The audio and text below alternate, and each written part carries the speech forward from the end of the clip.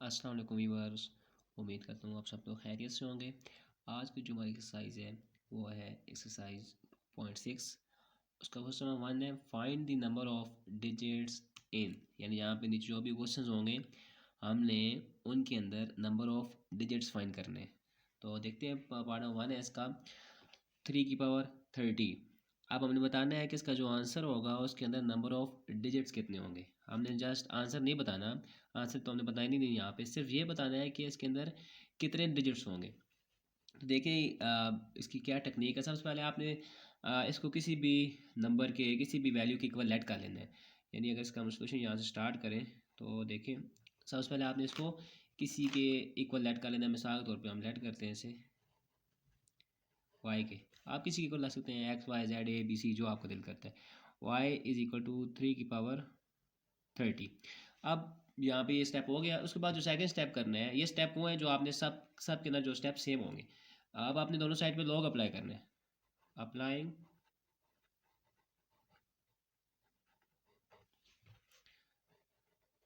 Log on both sides. दोनों side पे जब लॉग अप्लाई करेंगे तो यहाँ पे क्या हो जाएगा, लॉग वाई लेफ्ट साइड पे, और राइट साइड पे हो जाएगा लॉग 3 की पावर 30। अब दोनों साइड पे लॉग अप्लाई हो गया। अब अगर यहाँ पे गौर करें राइट साइड पे, इस साइड पे, तो यहाँ पे एक ला यूज़ हो रहा है। ला हमने 2.5 के अंदर डिटेल के साथ डिस्कस किए थे। Product law, quotient law, power law, change of base law, वो सारे हम पढ़ चुके हैं। तो यहाँ पे ला जो यूज़ होगा वो होगा पावर ला। पावर ला किस तरह से यूज़ होगा, राइट साइड पे तो देखिए 30 जो पावर है वो स्टार्ट में आ जाती है, लॉग 3 हमने यहाँ पे यूज़ किया है जी पावर ला। तो अब देखें, अब अगर यहाँ पे हम देखें तो 30 ऐसे ही रहेगा। log 3 अगर आप फाइंड करें तो log 3 आपके पास आ जाएगा 0.4771। ये आप कैलकुलेटर से भी फाइंड कर सकते हैं, और अगर आप चाहें तो लॉग टेबल से भी फाइंड कर सकते हैं। उसके बाद अगर आप इसे सॉल्व करेंगे तो ये आ जाएगा 14.313। ये हमारे पास किसकी वैल्यू आई है, log 3 की पावर 30 की। बेसिकली लॉग वाई की आई है, लेकिन वाई को हमने रेड किया हुआ था 3 की पावर 30 की इक्वल। अब उसकी वैल्यू हमारे पास आ गई 14.313। अब उसके बाद जो आपने नेक्स्ट स्टेप करना है वो आपने ये देखना होगा कि यहाँ पे इसका करेक्टरिस्टिक कितना है। करेक्टरिस्टिक प्लस मेंटीसा वो हम 2.3 के अंदर डिटेल के साथ डिस्कस करके आ चुके हैं कि यहाँ पे आप देखें जो होल नंबर होता है वो करेक्टरिस्टिक होता है, और जो फ्रैक्शनल पार्ट होता है वो उसका मेंटीसा होता है। तो आप यहाँ पे हम लिखेंगे इसका करेक्टरिस्टिक क्या है, करेक्टरिस्टिक जो है वो इसका है 14, क्योंकि आप देखें इसको जो होल नंबर है वो 14 है। अब उसके बाद आपने देखना है बस करेक्टरिस्टिक अगर फाइंड हो गया तो बस उसके बाद समझे हमारा क्वेश्चन हो गया। हमने लिखना है नंबर ऑफ डिजिट्स इन 3 की पावर 30 में कितने होंगे, जो इसका करेक्टरिस्टिक होगा +1, 14 +1, जो भी करेक्टरिस्टिक आपके पास आएगा उसके अंदर आपने 1 ऐड कर देना है। तो आप अब देखें यहाँ पे हमारे पास इसके अंदर कितने डिजिट्स होंगे, 15 डिजिट्स होंगे। बेशक आप 3 की पावर 30 कैलकुलेटर पे चेक कर लें, वहाँ पे 15 डिजिट्स ही आएंगे। तो इसकी यही टेक्निक होती है। इसमें क्या है कि आप सबसे पहले जो भी वैल्यू है उसको किसी नंबर के इक्वल लेट कर लेना है वैल्यू की। उसके बाद दोनों साइड पे लॉग अप्लाई करना है। जब लॉग अप्लाई करेंगे तो वहाँ पे जो पावर के अंदर वैल्यू होगी वो शुरू में आ जाएगी। उनको सिंप्लीफाई करेंगे, वहाँ से हम करेक्टरिस्टिक फाइंड करेंगे, और करेक्टरिस्टिक के अंदर +1 करेंगे तो हमारे पास नंबर ऑफ डिजिट्स होंगे उस वैल्यू के अंदर। उसके बाद आप इसका पार्ट नंबर 2 है 100 की पावर 100। हमने इसके अंदर भी नंबर ऑफ डिजिट्स फाइंड करने हैं। तो सबसे पहले लेट कर लेते हैं इसे भी कि ये भी वाई की इक्वल है 100 की पावर 100। आप दोनों साइड पे लॉग अप्लाई करेंगे, applying log on both sides. दोनों साइड लॉग अप्लाई किया तो यहाँ पे आ जाएगा लॉग वाई इसके साथ। अब इसके साथ भी लॉग अप्लाई होगा तो लॉग 100 की पावर 100। अब यहाँ पे पावर ला यूज़ होगा, ये 100 शुरू में आ जाएगा 100 साथ में log 100। अब ये किसके इक्वल आ जाएगा, यहाँ पे 100 ऐसे ही रहेगा। log ऑफ 100 अगर हम फाइंड करेंगे तो वो हमारे पास आ जाएगा 2। अब इसका आंसर यह क्या आ गया हमारे पास 200। यानी यहाँ पे अगर हम देखें तो log ऑफ 100 की पावर 100 अगर आप फाइंड करेंगे तो आपके पास आंसर आएगा 200। वो आपके पास आंसर आ जाएगा 200 का। तो अब यहाँ पे अगर हम देखें तो इसका करेक्टरिस्टिक क्या है, हमने यहाँ पे इसके बाद जो स्टेप करना होता है वो करेक्टरिस्टिक का करना होता है। तो अगर आप देखें तो करेक्टरिस्टिक होती क्या चीज़ है, करेक्टरिस्टिक वो चीज़ होती है जो कि हमारे पास होल नंबर होता है। अब यहाँ पे देखें तो ये सारे ही होल नंबर है हमारे पास, पॉइंट आ ही नहीं रहा है इसके अंदर, तो ये हमारे पास क्या है होल नंबर है। तो इसका करेक्टरिस्टिक क्या हो जाएगा 200। उसके बाद लास्ट स्टेप हमने करना होता है नंबर ऑफ डिजिट्स इन 100 की पावर 100 के अंदर कितने हो जाएंगे जी, यहाँ पे 200 आया हुआ हमारे पास करेक्टरिस्टिक प्लस 1 हम करते होते हैं। तो 200 प्लस 1 कितना आ जाएगा 201। तो ये हमारे पास क्या हो जाएगा इसका आंसर होगा। अब आप अगर फाइंड कर लें तो 100 की पावर 100 आप कैलकुलेटर पे चेक करेंगे तो वो उसके अंदर जो नंबर ऑफ डिजिट्स आएंगे वो 201 आएंगे, यानी 201 वहाँ पे डिजिट्स आएंगे। इसके बाद जो थर्ड पार्ट है वो है 2 की पावर 10। तो उसको भी हम लेट कर लेंगे कि ये भी क्या है जी y की इक्वल है, y इज इक्वल टू 2 की पावर 10। आप दोनों साइड पे लॉग अप्लाई करेंगे तो यहाँ पे हो जाएगा log y is equal to log of 2 की पावर 10। तो यहाँ पे ये पावर ला यूज़ हो जाएगा कि पावर जो है वो स्टार्ट में आ जाएगी 10 log ऑफ 2। तो अब 10 ऐसे ही आ जाएगा, जो log ऑफ 2 की वैल्यू है वो होती है 0.3010। आप ये कैलकुलेटर से भी फाइंड कर सकते हैं और अगर चाहें तो लॉग टेबल से भी आप फाइंड कर सकते हैं। तो उसके बाद हम इसे अगर इन दोनों को आपस में मल्टीप्लाई करवाएंगे तो ये हमारे पास आ जाएगी 3.0103। तो ये हमारे पास किसकी वैल्यू आ गई है log ऑफ y, यानी कि y की वैल्यू क्या है 2 की पावर 10। log ऑफ 2 की पावर 10 की वैल्यू क्या आ गई है 3.0103। अब यहाँ पे इसका करेक्टरिस्टिक क्या होगा, करेक्टरिस्टिक मतलब कि जो होल नंबर है इंटीग्रल पार्ट है वो यहाँ पे 3 है। तो आप उसके बाद नंबर ऑफ डिजिट्स कितने होंगे इसके अंदर, जब हमारे पास करेक्टरिस्टिक आ गया तो उसके बाद आसान हो जाता है हमारे लिए कि हम क्या करते हैं करेक्टरिस्टिक प्लस 1 यानी 3 + 1 इज इक्वल टू 4। इसके अंदर आप देखेंगे तो डिजिट्स कितने आएंगे इसके 2 की पावर 10 की, वो आएंगे 4। आप बेशक चेक कर लें। उसके बाद पार्ट नंबर 4 है इसका, इसको भी हम लेट करेंगे, वही सारे स्टेप्स हैं same. y is equal to 5 की पावर 37। दोनों साइड पे log अप्लाई करेंगे तो क्या हो जाएगा log of y is equal to log of 5 की पावर 37। तो यहाँ पे पावर ला लग गई 37 स्टार्ट में आ जाएगा, तो यहाँ पे क्या आ जाएगा log ऑफ 5। तो 37 ऐसे ही रहेगा। और उसके बाद अगर हम log ऑफ 5 फाइंड करें तो वो आ जाता है 0.6990। तो इन दोनों को मल्टीप्लाई करेंगे तो यहाँ पे हमारे पास आ जाता है 14.763। तो ये किसकी वैल्यू आ गई log ऑफ 5 की पावर 37। अब हमारा मेन काम यहाँ पे करेक्टरिस्टिक फाइंड करना होता है। तो हमारे पास यहाँ पे करेक्टरिस्टिक कितना आ गया 14। तो उसके बाद नंबर ऑफ डिजिट फाइंड करना कोई मुश्किल काम नहीं है, तो क्या आ गया 14 प्लस यानी करेक्टरिस्टिक प्लस 1, तो ये हो गया 15। अब इसके अंदर नंबर ऑफ जो डिजिट्स होंगे वो कितने होंगे 15। इस तरह से पार्ट नंबर 5 है, ये मैंने सोल्व कर लिया ताकि आप लोगों का टाइम बच जाए। तो देखिए यहाँ पे 529 की पावर जो है वो 30 है, हमने लेट किया इसको भी y की इक्वल। तो हमने यहाँ पे भी दोनों side apply log on both side, आप लिख लीजिएगा। यहाँ पे लॉग अप्लाई किया इधर भी और इधर भी, और उसके बाद राइट साइड पे जो है वो पावर ला यूज़ हो गया। ये जो 30 था ये कहाँ आ गया जी यहाँ पे स्टार्ट में आ गया। तो ये स्टार्ट में आया तो 30 log 529 हो गया। अब log 529 की वैल्यू जो होती है वो होती है 2.7234 और 30 ऐसी ही शुरू में इन दोनों को मल्टीप्लाई करेंगे तो हमारे पास आ जाएगा 702। तो अब हमारा जो मेन काम होता है वो कैरेक्टरिस्टिक फाइंड करना होता है। तो यहाँ पे कैरेक्टरिस्टिक क्या आ जाएगा 81, क्योंकि होल नंबर 81 है इसके अंदर।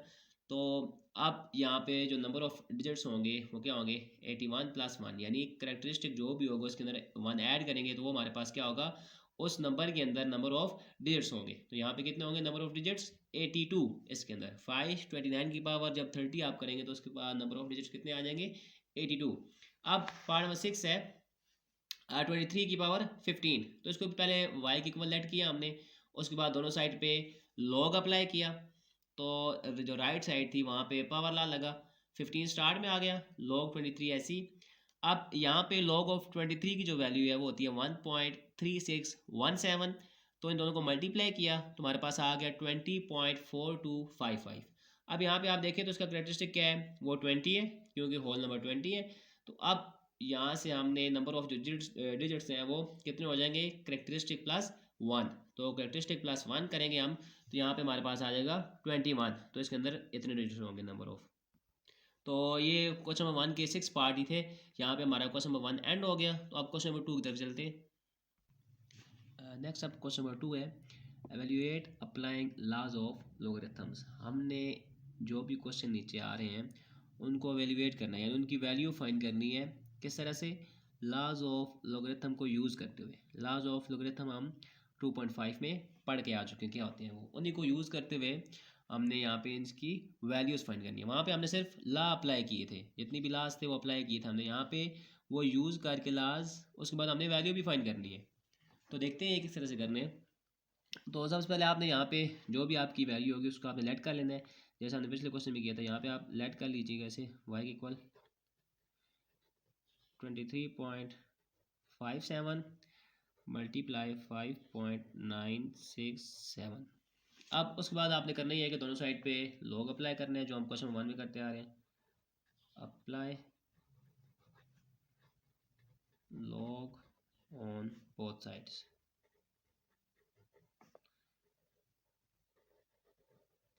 दोनों साइड्स पे लॉग अप्लाई करेंगे तो ये हो जाएगा log of y is equal to log of 23.57 multiply 5.967। ये लॉग अप्लाई हो गया। अब यहाँ पे अगर देखें तो हम कौन सा ला यूज़ कर सकते हैं। हमने 3 ला पढ़े थे, 4 लाज पढ़े थे, जिसमें एक सबसे पहले प्रोडक्ट ला था, फिर कोशट ला था, उसके बाद फिर पावर ला था, उसके बाद फिर चेंज ऑफ बेस ला था। तो यहाँ पे देखें तो प्रोडक्ट ला यूज़ हो रहा है, क्योंकि दोनों आपस में मल्टीप्लाई हो रहे हैं। प्रोडक्ट ला क्या था कि अगर दो वैल्यूज़ हमारे पास मल्टीप्लाई हो रहे हैं, लेट करते हैं हम, अगर ये log m क्रॉस n हो तो ये किसकी इक्वल हो जाता था वहाँ पे log of m plus log of n। ये हमारे पास प्रोडक्ट ला था, यही हम यहाँ पे भी यूज़ करेंगे। यहाँ पे भी दोनों मल्टीप्लाई हो रहे हैं तो क्या हो जाएंगे प्लस के अंदर log ऑफ 23.57 प्लस log दोनों साइड पे अलग अलग हो जाएगा और दरम्यान में प्लस आ जाएगा। ये हमारे पास प्रोडक्ट ला है। तो ये हमने लिख लिया इस तरह से। अब इन दोनों की वैल्यूज़ आप चाहे तो कैलकुलेटर से फाइंड कर लें, चाहे तो लॉग टेबल से फाइंड कर लें। तो यहाँ पे log ऑफ 23.57 ये अप्रोक्सीमेटली इक्वल होता है 1.3723 के, प्लस log ऑफ 5.967 ये इक्वल होता है 0.7757 के। उसके बाद इन दोनों को हमने ऐड कर देना है, तो ये ऐड होके तकरीबन आ जाते हैं 2.1480। यानी हमारे पास ये क्या चलता आ रहा है log ऑफ y, ऊपर से log ऑफ y नीचे आ रहा है। तो ये हमारे पास तकरीबन इसकी इक्वल होती है। अब देखिए हमें कहा गया कि एवेल्यूएट, हमने वैल्यू फाइंड करनी है, लेकिन यहाँ पे हमारे पास जो एक्स्ट्रा चीज़ आ रही है वो log आ रहा है साथ में। अब हमने इस log को ख़त्म भी करना है। तो log को जब भी हम ख़त्म करते हैं तो हमेशा दोनों साइड पे हम एंटी लॉग लेते हैं। log और एंटी लॉग हमेशा आपस में कैंसिल होते हैं, तो तब हमारे पास क्या हो सकता है वैल्यू आ सकती है। अब इस log को ख़त्म करने के लिए हमने क्या करना है, दोनों साइड पे एंटी लॉग अप्लाई करेंगे। अब हम लिखेंगे टेकिंग या अप्लाइंग एंटी लॉग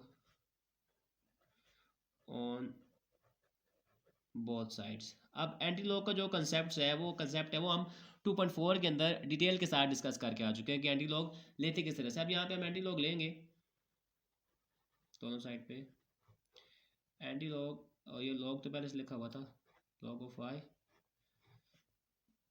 इस साइड पे भी एंटी लॉग लेंगे 2.1480। अगर आपको एंटी लॉग लेना नहीं आता तो आप पहले जाके 2.4 देखें, यहाँ मैंने अपलोड की ये वीडियो, फिर आके यहाँ पे इस जगह पहुँचिएगा, क्योंकि एंटी लॉग उसके ऊपर पूरी एक एक्सरसाइज है 2.4। तो अब यहाँ से हम दोनों साइड पे एंटी लॉग, ये लॉग और एंटी लॉग तो आपस में ख़त्म हो जाएंगे ये दोनों, तो यहाँ पे सिर्फ हमारे पास वाई बच जाएगा। और देखें एंटी लॉग किस तरह से फाइंड करते हैं। एंटी लॉग के लिए सबसे पहले करेक्टरिस्टिक होता है, यहाँ पे ये 2 है, और इधर से हमने मैंडीजा फाइंड करना होता है। यानी आप एंटी लॉग के टेबल में 14 को 8 में देखेंगे, फिर 0 में देखेंगे, तो ये पूरा प्रॉपर मैंने मेथड बताया हुआ है। तो यहाँ पे अगर आप एंटी लॉग लेंगे तो वो आपके पास तकरीबन आ जाएगा 1406। यानी आप अगर इस मैंटीसा को देखेंगे 14 को 8 में देखेंगे आप ना, 14 को 8 में एंटी लॉग के टेबल में, तो वहाँ पे आपके पास आ जाएगा 1406। अब करेक्टरिस्टिक को देखते हुए हमने यहाँ पे पॉइंट लगाना है। करेक्टरिस्टिक 2 है, पॉइंट बेसिकली कहाँ लगना चाहिए, 1 के बाद लगना चाहिए, लेकिन क्योंकि करेक्टरिस्टिक +2 है यहाँ पे हम मूव कर जाएंगे 2 डिजिट राइट साइड पे, तो अब पॉइंट यहाँ पे लगेगा। तो इसका आंसर क्या आ गया, जो हमारे पास जो क्वेश्चन है उसका वैल्यू क्या है 140.6, या अगर हम इसको ऐसे लिखें तो क्या लिख सकते हैं 23.57 मल्टीप्लाई 5.967 किसके इक्वल आ गया, अप्रोक्सीमेटली 140.6 इक्वल होता है। तो ये हमारा इस तरह से हमने जितनी भी क्वेश्चन आ रहे हैं उनको एवेल्यूएट करना है। यहाँ पे सिर्फ आपको एंटी लॉग का थोड़ा सा कन्फ्यूजन होगी, क्योंकि अगर आपने वहाँ पे वो एक्सरसाइज ही देखी, तो बाकी इसका आसान ही है। सारे कंसेप्ट वो पिछले वाली हैं जो हमने पहले क्वेश्चन में किए, दोनों साइड पे लॉग अप्लाई किया है, फिर आगे यहाँ पे ला अप्लाई किया है, फिर उनकी वैल्यूज़ निकाली है, फिर यहाँ पे लॉग को ख़त्म करने के लिए हमने दोनों साइड पे एंटी लॉग लिया है। तो एंटी लॉग का तरीका ये है कि आपने जो करेक्टरिस्टिक होता है उसे देखते हुए पॉइंट लगाना है, और जो करेक्टरिस्टिक से आगे वैल्यू होती है वो आपने एंटी लॉग से, एंटी लॉग वाला जो टेबल है वहाँ से आपने देख लेनी है। तो इस तरह से ये सारे क्वेश्चन होंगे। आप क्वेश्चन नंबर 2 पे चलते हैं, जिसका पार्ट 2 है। अब जो इसका पार्ट नंबर 2 है वो अगर देखें तो वो है 65.89 डिवाइडेड बाई 7.392। तो हम सबसे पहले से बिलेट कर लेंगे कि ये भी y की इक्वल है, y is equal to 65.89 divided by 7.392। अब दोनों साइड पे हम लॉग अप्लाई करेंगे, वही स्टेप जो हम पिछले क्वेश्चन में हमने किया रिपीट हो रहे हैं। लॉग अप्लाई करेंगे तो क्या हो जाएगा, log of y is equal to log of 65.89 divided by 7.392। अब यहाँ पे अगर आप देखें तो यहाँ पे कोशेंट लॉ अप्लाई हो रहा है। कोशेंट लॉ क्या है, अब कोशेंट लॉ ये कहता है कि अगर हमारे पास कोई लॉग के सामने वैल्यू लिखी हुई है जो कि m/n की तरह है, तो हम इसको लिख सकते हैं log of m minus log of n, यानी दोनों को माइनस कर देंगे। अब ये भी इसी तरह की तरह है, हम क्या करेंगे log ऑफ जो ऊपर वाली वैल्यू है माइनस नीचे वाली वैल्यू 65.89 माइनस log ऑफ 7.392। अब इन दोनों की जो वैल्यू होगी हम देखते हैं, log ऑफ 65.89 जो है इक्वल होती है 1.8188 के, और माइनस 7 log ऑफ 7.392 जो होती है वो होती है 0.8688। इन दोनों को माइनस करेंगे तो वो तकरीबन आ जाता है 0.9500। ये किसकी वैल्यू आई हमारे पास अभी, log ऑफ y की। तो हमने तो एवेल्यूएट करना है, तो नेक्स्ट स्टेप हम क्या करेंगे, दोनों साइड पे एंटी लॉग लेंगे ताकि ये लॉग ख़त्म हो जाए, हमारे पास सिर्फ y रह जाए। तो अब हमने दोनों साइड पे एंटी लॉग लिया, तो एंटी लॉग log y, और इस साइड पे एंटी लॉग ऑफ 0.9500। दोनों साइड पे सिर्फ हमने एंटी लॉग ले लिया। अब यहाँ पे ये लॉग और एंटी लॉग ख़त्म हो जाएंगे, सिर्फ y रह जाएगा। और इस साइड पे अगर आप एंटी लॉग लें तो देखें कैरेक्टरिस्टिक 0 है, और यहाँ पे अगर आप देखेंगे 95 को 0 में देखेंगे तो आपके पास जो आ जाएगा वो आ जाएगा 8913। ये जो एंटी लॉग का टेबल है वहाँ पे आप 95 को 0 में देखें, 0 में फिर देखें तो आपके पास आ जाएगा 8913। अब क्योंकि कैरेक्टरिस्टिक हमारा 0 है, कैरेक्टरिस्टिक 0 होने का मतलब ये है कि जहाँ पे पॉइंट लगना चाहिए वहीं लगेगा। ये यहाँ पे पॉइंट साइंटिफिक नोटेशन के अकॉर्डिंग पॉइंट 8 के बाद लगना चाहिए तो यहीं पे लगेगा। अगर यहाँ पे 1 होता तो हम आगे मूव कर जाते, 2 होता तो 1 के आगे मूव कर जाते। इस तरह से जैसे हमने क्वेश्चन 1 में थोड़ा सा हम आगे मूव करके चले गए थे, क्यों वहाँ पे जो करेक्टरिस्टिक था वो 2 था तो हम आगे मूव कर गए थे। तो ये इसका फाइनल आंसर है 8.913। तो हम अब लिख सकते हैं कि जो हमारा क्वेश्चन है वो अप्रोक्सीमेटली उसकी एवेल्यूएट हमने किया तो क्या आ गया 8.913। तो ये इसका इस तरह से यहाँ पे आंसर आ गया। अब थर्ड देखते हैं। अब आगे पार्ट नंबर 3 है 47.27 मल्टीप्लाई 5.321 डिवाइडेड बाय 9.712 मल्टीप्लाई 4.171। तो इसको भी सॉल्व करते हैं। पहला स्टेप सेम ही है सब में कि हम लेट करेंगे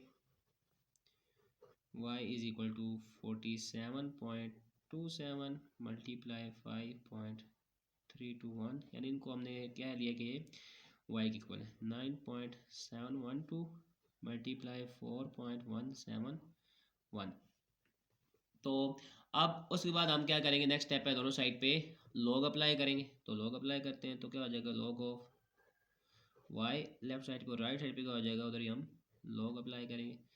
तो 47.27 मल्टीप्लाई 5.321 डिवाइडेड बाय 9.712 मल्टीप्लाई 4.171, दोनों साइड पे लॉग अप्लाई कर लिया। तो अब अगर आप देखें तो यहाँ पे भी हमने नेक्स्ट स्टेप वही करना है कि कोई ना कोई ला अप्लाई करना है। तो यहाँ पे आप देखें सबसे पहले जो ला अप्लाई हो सकता है वो हो सकता है कोशेंट ला। तो हम कोशेंट ला अप्लाई करते हैं यहाँ पे। तो कोशेंट ला के अकॉर्डिंग ये क्या हो जाएगा, देखते हैं उसे। लॉग ऑफ 47.27 मल्टीप्लाई 5.321, ऐसी आगे माइनस लॉग ऑफ जो नीचे वाली वैल्यू थी वो माइनस के बाद आ जाती है 9.712 मल्टीप्लाई 4.171। तो ये हमने यहाँ पे अप्लाई कर लिया कोशेंट ला। अब नेक्स्ट आप देख दो यहाँ पे एक और ला भी अप्लाई हो रहा है। वो ला कौन सा है, ये देखिए मल्टीप्लाई हो रहा है आपस में। तो जहाँ पे मल्टीप्लिकेशन आती है वहाँ पे हम प्रोडक्ट ला यूज़ करते हैं। तो प्रोडक्ट ला क्या होता है कि वो मल्टीप्लिकेशन को प्लस में कन्वर्ट करता है। 47.27 प्लस यहाँ पे प्लस आ जाएगा लॉग 5.321 माइनस अब यहाँ पे लॉग 9.712 होगा। अब आगे आता तो प्लस है लेकिन बाहर माइनस है तो प्लस माइनस माइनस हो जाएगा। वैसे यहाँ पे आता प्लस है लेकिन बाहर माइनस होने की वजह से ये क्या हो जाएगा माइनस लॉग ऑफ 4.171। तो अब देखें अब हमने यहाँ पे जस्ट वैल्यूज़ पुट करनी है। तो अप्रोक्सीमेटली हम लिखते हैं यहाँ पे क्या आती है वैल्यू 40 लॉग 47.27 जो होती है वो होती है 1.6746। आगे अगर हम इसकी देखें तो लॉग 5.321 की होती है 0.7259। आगे माइनस लॉग 9.712 अगर हम फाइंड करेंगे तो वो आती है तकरीबन 0.9873 माइनस अब इसकी फाइंड करेंगे लॉग 4.171 तो इसकी आती है 0.6202। अब उसके बाद हम इन सारों को आपस में अगर सॉल्व करेंगे डायरेक्ट कैलकुलेटर पे तो ये हमारे पास तकरीबन आ जाता है 0.793।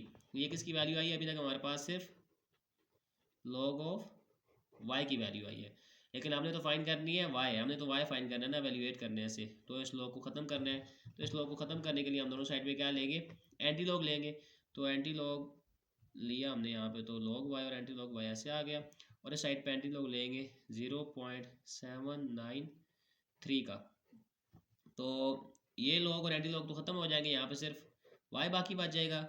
और अगर हम एंटी लॉग लेंगे 0.793 का तो हमने 79 को 3 में देखेंगे तो ये तकरीबन आ जाता है 6209। अब क्योंकि यहाँ पे करेक्टरिस्टिक ज़ीरो है तो करेक्टरिस्टिक ज़ीरो होने का मतलब ये है कि पॉइंट जहाँ पे लगना चाहिए वहीं लगाएं, तो 6 के बाद लगना चाहिए, तो हमने यहाँ पे लगा दिया। तो अब ये इसकी वैल्यू आ गई। तो अब इसका मतलब ये है कि जो हमारा क्वेश्चन था वो किसके इक्वल है, एवेल्यूएट हमने किया तो किसके इक्वल आ गया, वो तकरीबन 6.209। तो ये हमारे पास क्या आ गया जी, इसका आंसर। आप देखते हैं पार्ट नंबर 4 को, वो थोड़ा सा डिफरेंट है इससे, बाकी स्टेप तो सेम ही है, एक स्टेप थोड़ा सा डिफरेंट आ रहा है, देख लेते हैं उसे। अब ये पार्ट नंबर 4 है, इसका पहला स्टेप वही हम लेट करेंगे कि ये y की इक्वल है, y इज इक्वल टू 27.98 का cube root divided by 28.73 under root. अच्छा, यहाँ पे एक और बात मैं आपको समझा दूँ कि ये रेडिकल फॉर्म में लिखा हुआ है, इसको अगर हम एक्सपोनेंशियल फॉर्म में लिखे तो इस तरह लिख सकते हैं। लेट करें हम, अगर यहाँ पे हमारे पास x है, इसका कोई क्यूब रूट है, तो इसका मतलब ये होता है कि x की पावर 1/3। इस तरह जो अंडर रूट है इसको हम ऐसे भी लिख सकते हैं, पर इंडेक्स में 2 हो जाए, 2 हो या कुछ भी ना हो, वो अंडर रूट ही होता है। उसका मतलब ये होता है कि अगर हम उसको इस फॉर्म में लिख सकते हैं 1/2 की फॉर्म में, ये आपने ध्यान में रखना है, हम यहाँ पे इसी को यूज़ करेंगे।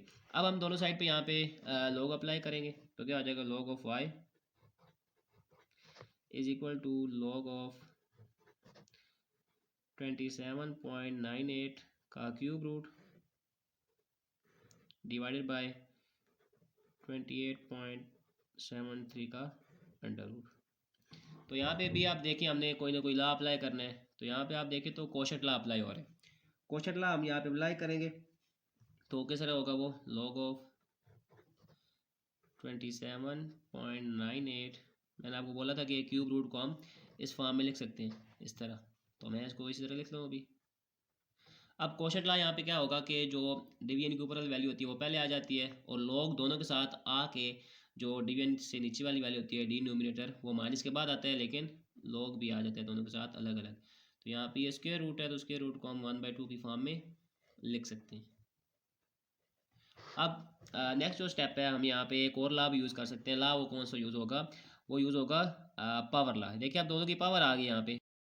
अब यहाँ पे पावर क्या है, पावर लॉ के अकॉर्डिंग हम क्या करेंगे, ये जो पावर है ये स्टार्ट में आ जाएगी, तो इस पावर को शुरू में लिखेंगे 1/3 लॉग 27.98 माइनस ये वाली भी पावर का आ जाएगी शुरू में 1/2 लॉग 28.73। अब यहाँ पे इन दोनों की वैल्यू हम पुट करेंगे 1/3, ऐसे ही रहेगा। लॉग 27.98 इक्वल होता है 1.4468 के, और इस तरह -1/2 ऐसे ही रहेगा। लॉग ऑफ 28.73 जो होता है वो तकरीबन इक्वल होता है 1.4583 के। अब इन दोनों को हम डायरेक्टली, अगर आपके पास कैलकुलेटर तो आप इसको सॉल्व कर सकते हैं, सारे को आप कैलकुलेटर में लिखेंगे तो आपके पास तकरीबन आंसर जो आएगा वो आएगा -0.2469। अब यहाँ से ये वाला जो क्वेश्चन है पिछले सारे क्वेश्चन से थोड़ा सा डिफरेंट हो जाता है। देखिए अब अगर आप गौर करें तो पिछले आप जितनी भी क्वेश्चंस किए हमने, वहाँ पे यहाँ पे जो आंसर आ रहा था हमारे पास लॉग ऑफ वाई का जो आंसर आ रहा था वो प्लस में आ रहा था, यानी यहाँ पे माइनस नहीं था। अब यहाँ पे किसके अंदर आ गया, माइनस के अंदर आ गया। इसका मतलब क्या है कि हमारे पास जो मेंटिस है वो माइनस के अंदर आ गया। अब हमने अगर आपने 2.3 देखी है वहाँ पे लॉग वाले टॉपिक में, तो हमने वहाँ पे डिस्कस किया था कि जो हमारा मेंटिस है वो कभी भी नेगेटिव नहीं हो सकता। हमने कहा था कि mantis is always non negative, zero हो सकता है और वन हो सकता है, और हमेशा जीरो और वन के दरमियान रहेगा, यानी जीरो हो सकता है और वन से कम होगा, और हमेशा पॉजिटिव होगा या जीरो होगा। लेकिन यहाँ पे तो नेगेटिव आ गया मेंटिसा। तो अब हम क्या करेंगे, नेगेटिव मेंटिसा जब भी आएगा तो उसको हमने पॉजिटिव करना है लाजमी। पॉजिटिव करने का तरीका ये होता है कि आपने जो भी आपकी वैल्यू होगी उससे आपने नेक्स्ट वाला नंबर एक उसमें प्लस करना है, उसी में से माइनस करना है। अब देखिए हमारे पास यहाँ पे पॉइंट से पहले वैल्यू क्या है, 0। अब इससे नेक्स्ट नंबर क्या है, 1, तो हम 1 को यहाँ पे प्लस भी करेंगे, यहाँ से माइनस भी करेंगे। तो हम क्या करते हैं, देखिए आप किस तरह से लिखेंगे, -0.2469, इसके अंदर +1 करेंगे, इसी तरह -1 करेंगे। ये हम क्या कर, क्योंकि हमने मेकिंग मैंटीसा पॉजिटिव, मैंटीसा को पॉजिटिव बनाने के लिए हमने ये किया। तो अब यहाँ पे अगर हम इनको सोल्व करेंगे, आप ऐसे कर लें कि जो प्लस वाला है जो नेगेटिव होगा उससे आगे आपने हमेशा उसके अंदर प्लस और उस नेगेटिव वाले को पहले सिंपलीफाई कर लेना है। यानी जो नेगेटिव वाला है इसको आपने छोड़ देना है, जो प्लस और पहले नेगेटिव वाला है उसको आपने सिंपलीफाई करना है। आप इन दोनों को सिंपलीफाई करेंगे तो ये आपके पास आ जाएगा 0.7531। यानी आप देखिए तो ये हमारे पास पॉजिटिव हो गया। हमारा जो मेंटीसा है, मेंटीसा मतलब कि जो फ्रैक्शनल फॉर्म है वो क्या होगी, पॉजिटिव होगी। अब आपने सॉल्व करने का तरीका ये मैं रिपीट कर रहा हूँ कि जो नेगेटिव वैल्यू होगी जो आपको यानी पहले मेंटीसा आएगा उसके साथ जो आप आगे नेक्स्ट ऐड करेंगे उन दोनों को आपने पहले सिंपलीफाई कर लेना है और उसके बाद जो नेगेटिव वैल्यू है वो एज इट इज़ लिख देनी है। अब यहाँ पे हमारा काम कंप्लीट हो गया। अब आपने करना ही है कि ये जो -1 है इसको आपने इस फॉर्म में लिखना है ऐसे कि यहाँ पे इसका मतलब ये है कि आपका सिर्फ करेक्टरिस्टिक माइनस है, बाकी जो आपका मेंटीसा है वो प्लस के अंदर है। ये सारा कुछ हम 2.3 के अंदर डिस्कस करके आ चुके हैं। अगर आपने वो वीडियो नहीं देखी तो आप जाके देख लीजिएगा, आपके लिए आसानी होगी यहाँ पे कंसेप्ट समझने में कि हमने हमेशा मेंटीसा को पॉजिटिव रखना होता है। तो अब यहाँ पे देखिए सिर्फ हमारे पास ये जो हमारा करेक्टरिस्टिक है वो माइनस में है, तो उसको शो करने के लिए हम इसके ऊपर माइनस लगा रहे हैं। अगर साथ में लगाएंगे तो उसका मतलब है कि ये सारा माइनस में है, इस वजह से हमने क्या किया यहाँ पे ऊपर माइनस लगाया है, क्योंकि ये तो हमारा पॉजिटिव है, ये तो माइनस में नहीं है, तो इस वजह से हमने क्या किया इसके ऊपर माइनस लगाया है और साथ में जो था वो ऐसे ही लिख लीजिए। इनको तो आप ऐसे लिख सकते हैं। अब ये हमारे पास किसकी वैल्यू आ गई जी, log y की। अब हमारे पास ये वैल्यू आ गई। इसमें देखिए तो हमारा मेंटीसा क्या है, पॉजिटिव है। अब हम क्या करेंगे नेक्स्ट स्टेप, क्योंकि y चाहिए तो हम क्या करेंगे, taking anti log on both side.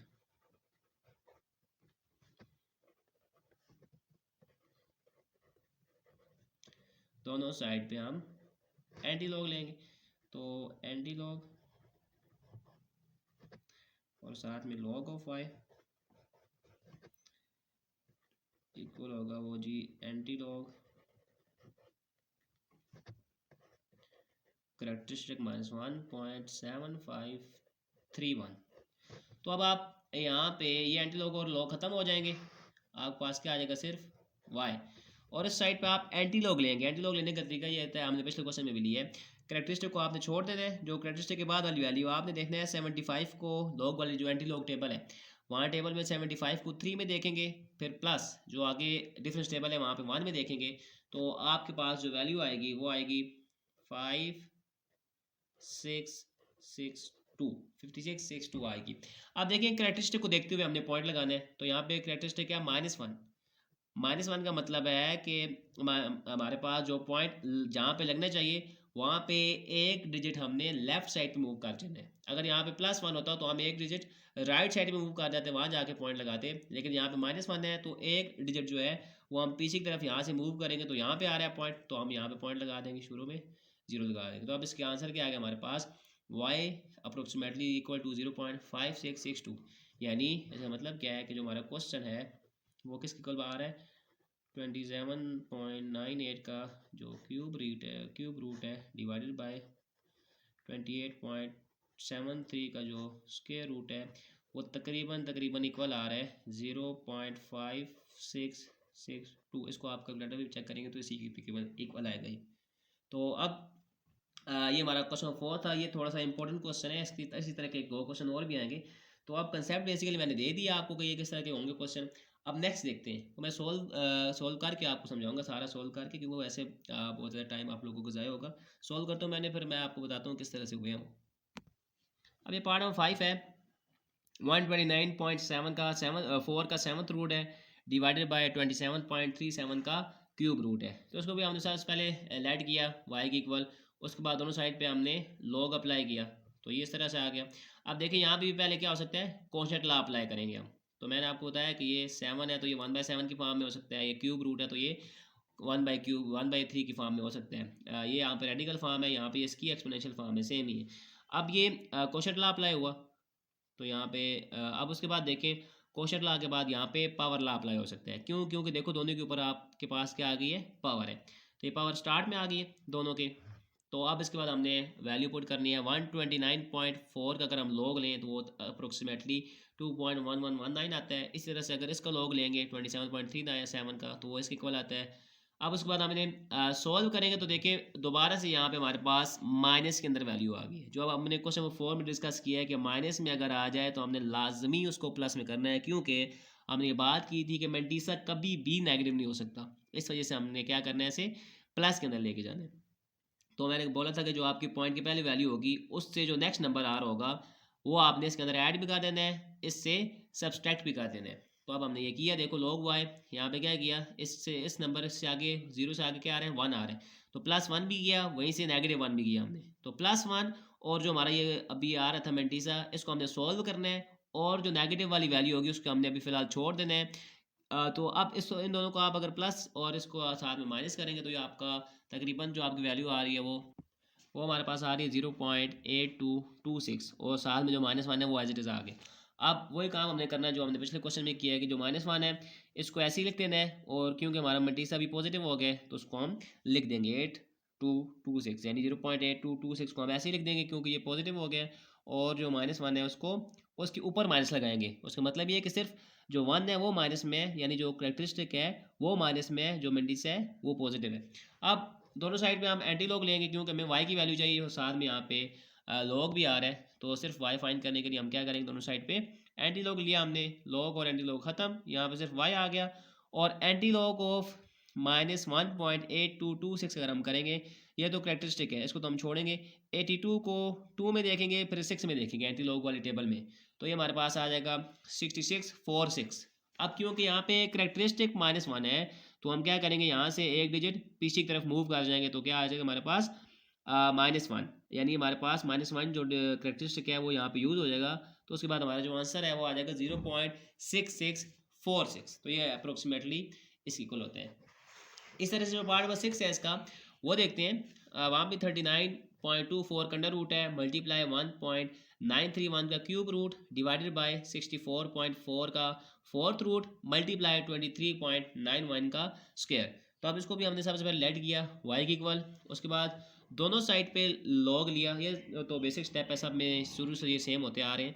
Log जैसे ही अप्लाई किया तो यहाँ पे अगर आप देखें लॉग अप्लाई करने के बाद सबसे पहले जो हमारा ला अप्लाई हो रहा है वो क्वोशंट ला अप्लाई हो रहा है, तो क्वोशंट ला हमने अप्लाई किया। उसके बाद क्वेश्चन ला के बाद देखें तो हम यहाँ पे ये सारे आपस में क्या हो रहे हैं, मल्टीप्लाई, यहाँ पे मल्टीप्लाई हो रहे हैं, यहाँ पे भी मल्टीप्लाई हो रहे हैं। तो यहाँ पे कौन सा ला अप्लाई हो सकता है, प्रोडक्ट ला। प्रोडक्ट ला हमने किया तो ये जो मल्टीप्लाई हो रहा था यहाँ किस में कन्वर्ट हो गया, प्लस के अंदर, और लॉग दोनों आगे क्या हो गया, दोनों के साथ अलग अलग हो गया। अब यहाँ पे माइनस बाहर कॉमन और साथ में यहाँ पे भी क्या हो गया, प्रोडक्ट ला लगा, तो ये मल्टीप्लाई में था तो कहाँ पे चला गया, प्लस के अंदर। तो इस वजह से हमने क्या किया, यहाँ पे भी माइनस को अगले स्टेप में मल्टीप्लाई करवाया। ये शुरू वाले ऐसी वैल्यू आ गई, जो माइनस वाली है वो अंदर मल्टीप्लाई होगी, तो यहाँ पे मल्टीप्लाई होगी क्या आ गया, ये माइनस प्लस माइनस, शुरू वाला तो माइनस ऐसे ही आ गया और आगे माइनस प्लस माइनस आ गया। अब यहाँ पे आप देखें तो यहाँ भी पावर है, यहाँ पे भी पावर है, यहाँ पे भी पावर है, यहाँ पे भी पावर है, तो यहाँ पे एक ही ला लग सकता है वो है पावर ला। अब इससे नेक्स्ट क्या लग सकता है, पावर ला। पहले क्वोशंट ला लगा, फिर प्रोडक्ट ला लगा, अब उसके बाद पावर ला यूज़ हो सकता है। अब पावर लॉ के अकॉर्डिंग जो जितनी भी पावर्स थी वो कहाँ गई, स्टार्ट में आ गई। तो पावर को शुरू में ले आए हम, यहाँ पे कुछ भी नहीं किया, सिर्फ पावर को स्टार्ट में लेके आ गए। उसके बाद लॉग 39.29 की जो वैल्यू होती है वो अप्रोक्सीमेटली 1.5937 होती है। इसी तरह से लॉग 1.931 की वैल्यू हमने फाइंड की है। इसी तरह जो आगे दो लॉग से उनकी वैल्यू भी हमने फाइंड कर ली। या आप कैलकुलेटर से डायरेक्ट भी फाइंड कर सकते हैं, और अगर कैलकुलेटर नहीं है आपके पास तो आप जो आपके पास लॉग टेबल है वहाँ से भी आप आसानी से फाइंड कर सकते हैं। अब इनको हम सॉल्व करें, जब किया हमने साहब को कैलकुलेटर के ऊपर तो क्या आ गया, -0.2494।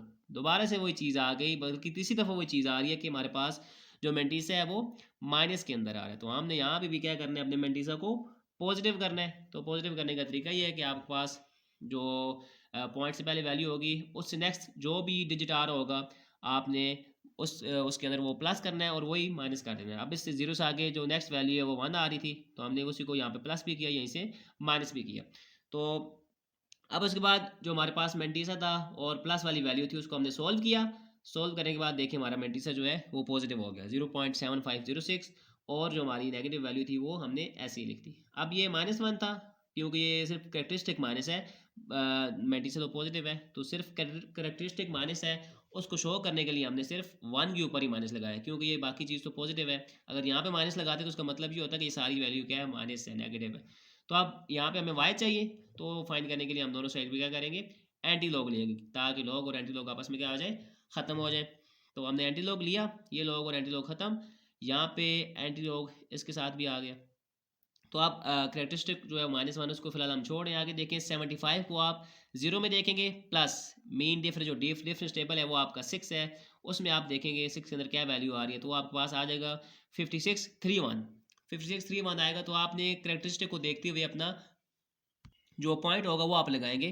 तो यहाँ पे करेक्टरिस्टिक क्या है, -1 है, तो इसको देखते हुए आपने जब पॉइंट यहाँ पे आप देखें तो यहाँ से लेफ्ट साइड पे मूव कर जाएगा। अगर +1 होता तो हम यहाँ पे आगे मूव कर जाते, तो -1 की वजह से हम क्या किया, पीछे की तरफ मूव हुए, तो हमारा आंसर क्या आ गया, 0.5631। तो ये हमारा आंसर है। अब पार्ट नंबर 7 है इसका, 16 3/4 का अंडर रूट है, डिवाइडेड बाय क्यूब रूट है 53 का। अब ये मिक्स्ड नंबर है हमारे पास, तो इसको हम इम्प्रॉपर फ्रैक्शन के अंदर लेके आएंगे। उसके लिए क्या करते होते हैं हम, अगर हम यहाँ पे देखें 3/4 है, इन दोनों को मल्टीप्लाई करते हैं, 16 4 ज़ा 64, और आगे इसके अंदर ये प्लस कर देते हैं, 16 4 ज़ा 64 प्लस 3, ये आ जाएगा 67/4। ये अब इम्प्रॉपर फ्रैक्शन के अंदर आ गया हमारे पास। यहाँ पे ये मिक्स्ड नंबर था, होल भी था, फ्रैक्शनल भी था, तो हमने इसे सिर्फ फ्रैक्शनल फॉर्म में लेके आए हैं इम्प्रॉपर फ्रैक्शन में, तो वो आ गया 67/4। तो ऊपर ये लिख दिया, नीचे वो एज इट इज़ आ गया। अब इसको लेट किया y के इक्वल, उसके बाद दोनों साइड पे हमने लॉग अप्लाई किया। अब देखें लॉग के बाद यहाँ पे ला अप्लाई हो रहा है, वो कौन सा ला यूज़ हो सकता है, कोशेंट ला। तो कोशेंट ला अप्लाई किया हमने, लॉग ऑफ 7/4 की जो पावर थी 1/2 होगी, क्योंकि वहाँ पे अंडर रूट था, तो अंडर रूट का मतलब 1/2 होता है। अब इसी तरह से माइनस लॉग ऑफ 53, इसका ये क्यूब रूट था, तो इसे हम एक्सपोनेंशियल फॉर्म में अगर लिखेंगे तो वो 1/3 ही आ जाएगा। तो कोशेंट ला यही होता है कि वो डिवाइड में हो तो माइनस में कर देते हैं उसे। अब उसके बाद देखिए यहाँ भी पावर है, यहाँ भी पावर है, तो हम यहाँ पे क्या कर सकते हैं, पावर ला यूज़ कर सकते हैं। तो यहाँ पे 1/2 हो गया, यहाँ पे 1/3, पावर ला लग गया। अब उसके बाद अगर आप देखें तो अगेन से हम यहाँ पे क्वोशंट लॉ यूज़ करेंगे, लेकिन वो 67/4 के ऊपर अप्लाई होगा सिर्फ इसके लिए हम क्या कर रहे हैं, दोबारा से क्वोशंट लॉ यूज़ कर सकते हैं, क्यों यहाँ पे ये दोनों डिवाइड हो रहे हैं, तो दोबारा से डिवीजन वाले कहाँ पे चेंज हो गए, माइनस के अंदर, तो ये क्वोशंट लॉ यूज़ हो गया। अब यहाँ पे 1/2 को हमने अंदर मल्टीप्लाई कर दिया, और ये वाली वैल्यू ऐसी आ गई नीचे। अब यहाँ पे हम वैल्यू पुट करेंगे, लॉग 67 होता है वो तकरीबन 1.8261 के इक्वल होता है, लॉग 4 जो होता है वो 0.6020 के इक्वल होता है, लॉग 53 जो है वो अप्रोक्सीमेटली 1.7243 के इक्वल होता है, ये आप चेक कर सकते हैं। उसके बाद इन सब को हमने कैलकुलेटर के अंदर सोल्व किया, तो हमारे पास वैल्यू आ गई 0.0373। अब क्योंकि हमारे पास लॉग वाई है, लेकिन हमें तो सिर्फ y चाहिए, तो हम क्या करेंगे, इस लॉग को ख़त्म करने के लिए दोनों साइड पे एंटी लॉग लेंगे। दोनों साइड पे एंटी लॉग लिया, ये सिर्फ यहाँ पे लॉग और एंटी लॉग काट के सिर्फ y बच गया, और इस साइड पे क्या था 0.0373। इसका मतलब ये है कि हमारे पास करेक्टरिस्टिक क्या है, 0 है, और जो यहाँ पे मैंटिस है 0.373। इसका अब हम यहाँ पे एंटी लॉग के टेबल से फाइंड करेंगे कि क्या हमारे पास वैल्यू आती है। तो आप 0.3 को वहाँ पे 7 में देखेंगे, फिर 3 में देखेंगे, तो आपके पास जो वैल्यू आएगी वो आ जाएगी 1090, यानी आपके पास वहाँ अगर आप देखेंगे तो आपके पास वैल्यू आ जाएगी 1090। और इस करेक्टरिस्टिक को देखते हुए हम क्या करेंगे, यहाँ पे पॉइंट लगाएंगे। करेक्टरिस्टिक 0 है, तो इसका मतलब ये है कि जहाँ पे पॉइंट लगना चाहिए वहीं पे लगाएंगे, तो पॉइंट 1 के बाद लगना चाहिए, तो हमने यहीं पे लगा दिया। तो अब ये इसकी हमारे पास अप्रोक्सीमेट जो था वो आंसर आ गया 1090। अब इसको आप इस तरह भी लिख सकते हैं कि हमारे जो आंसर है फाइनली वो 1090 आ गया। आप इसको चेक भी कर सकते हैं, इसका तकरीबन यही आंसर आएगा। अब जो पार्ट नंबर 8 है, क्वेश्चन नंबर 2 का लास्ट पार्ट है, 27.98 का स्क्वायर डिवाइडेड बाय 28.73 का क्यूब। इसको भी सबसे पहले हमने लेट किया y की इक्वल, उसके बाद दोनों साइड पे हमने एंटी लॉग लिया, दोनों साइड पे लॉग लिया, ताकि हम इसको सोल्व कर सकें। अब यहाँ पे देखें तो हमारे पास ये कोशेंट लॉ अप्लाई हो रहा है, इसके ऊपर हम क्या करेंगे, कोशेंट लॉ अप्लाई करेंगे। तो कोशेंट लॉ क्या कहते हैं, डिवाइड को माइनस में कन्वर्ट करते हैं और लॉग दोनों के साथ अलग अलग हो जाता है, तो वही हमने भी किया यहाँ पे।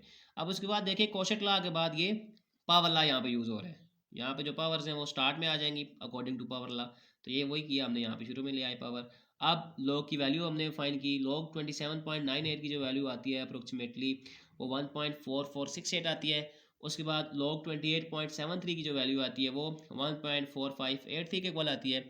अब इसको हमने अगर सोल्व करें तो हमारे पास आंसर आता है -1.4813।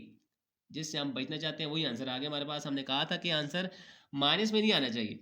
अब इसका मतलब ये है कि देखिए -1 -4.0.4813, इसका मतलब ये है, आप अगर इसको सोल्व करेंगे तो आंसर आपका यही आएगा।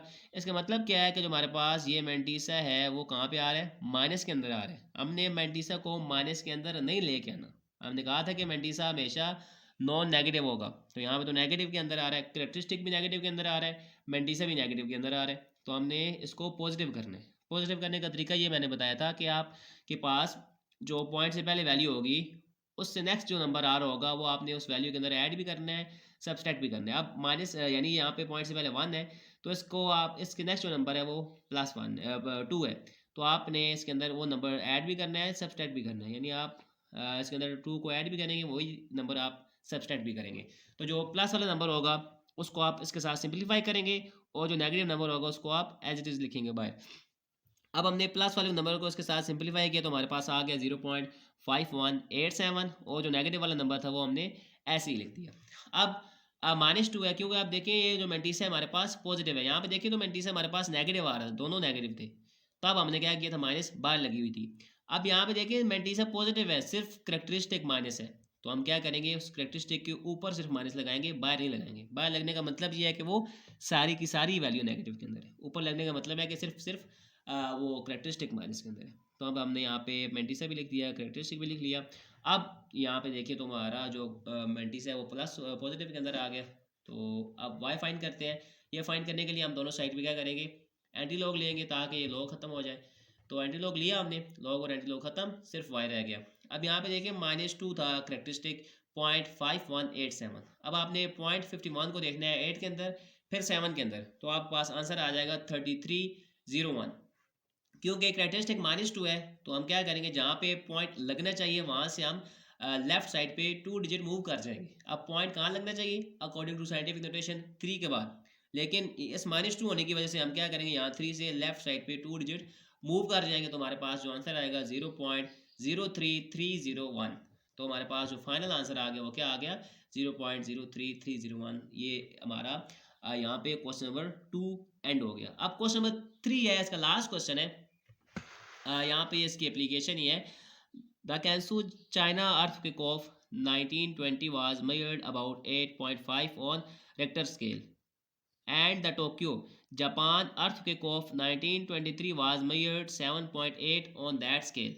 यानी यहाँ पे 1920 में जो चाइना में ज़लज़ला आया था वो था 8.5 रेक्टर स्केल के ऊपर, और जापान के अंदर जो 1923 के अंदर ज़लज़ला आया था वो मेजर किया गया था, तो वो 7.8 वहाँ पे था रेक्टर स्केल के ऊपर। अब हमें बताना ये है, how many times stronger was the 1920 earthquake than 1923 earthquake. अब हमने ये बताना है कि जो 1920 का ज़लज़ला था वो 1923 से कितने टाइम स्ट्रोंगर था।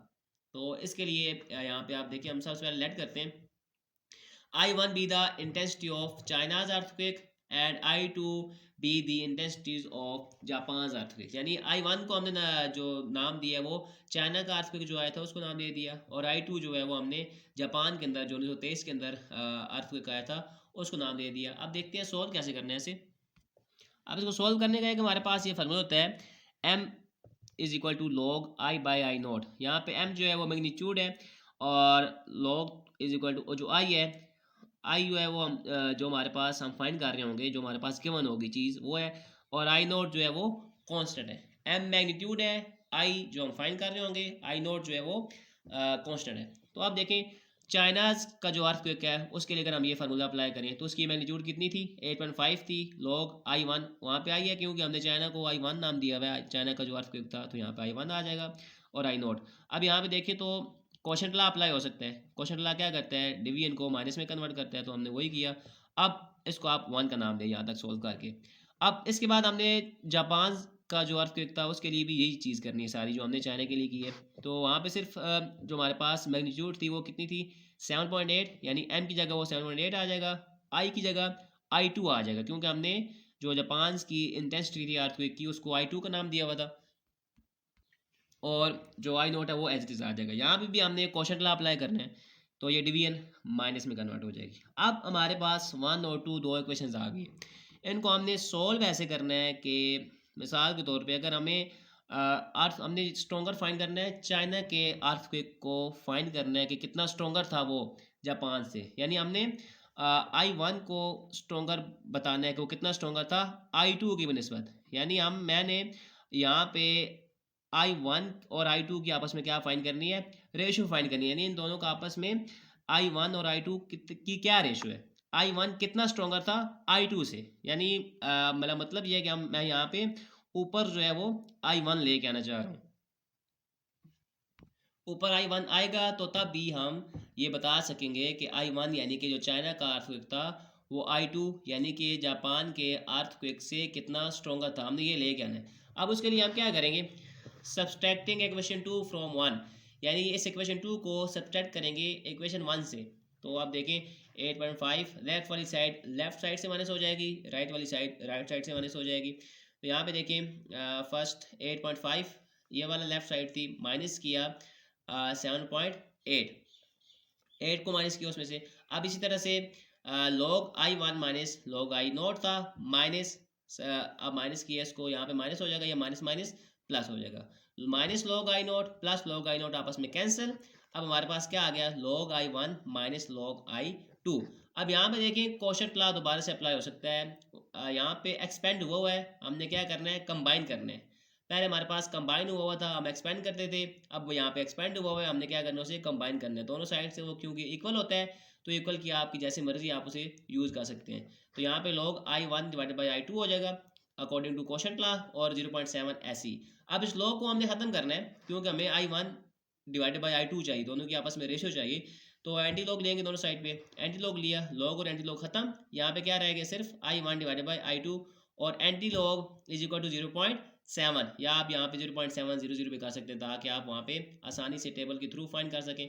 तो आप यहाँ पे आप जैसे ही एंटी लॉग फाइंड करेंगे से कैरेक्टरिस्टिक यहाँ पे 0 है, 7.7 को आप 0 में देखेंगे, फिर 0 में देखेंगे, या आपके पास कैलकुलेटर है तो आप डायरेक्ट भी देख सकते हैं। तो यहाँ पे दोनों तरीकों से आपके पास आंसर क्या आएगा, वो आएगा 5012, आपके पास आंसर आ जाएगा 5012। अब यहाँ पे कैरेक्टरिस्टिक 0 होने की वजह से पॉइंट कहाँ पे लग गया, 5 के बाद, क्योंकि यहाँ पे कैरेक्टरिस्टिक 0 है, इसका मतलब ये है कि जहाँ पे पॉइंट लगने चाहिए वहीं पे लगा दें। तो यहाँ पे पॉइंट 5 के बाद लगना चाहिए, तो हमने यहीं पे लगा दिया। तो इसका मतलब ये है कि जो I1 है वो ज़्यादा है I2 से, कितना 5.012 टाइम, यानी कि जो 1920 का अर्थक्वेक आया था वो था 5 टाइम स्ट्रोंगर था, तकरीबन 5 टाइम स्ट्रोंगर था किससे, 1923 वाला जो ज़ल्ज़ला था हमारा उससे 5 टाइम स्ट्रोंगर था, वो जो चाइना के अंदर 1920 के अंदर आया था। अब यहाँ पे एक ही बात इंपॉर्टेंट है कि जिसकी आपने वो फाइंड करनी है कि कितनी इंटेंसिटी ज़्यादा है, जिसकी आपने इंटेंसिटी ज़्यादा फाइंड करनी है उसको आपने ऊपर रखना है,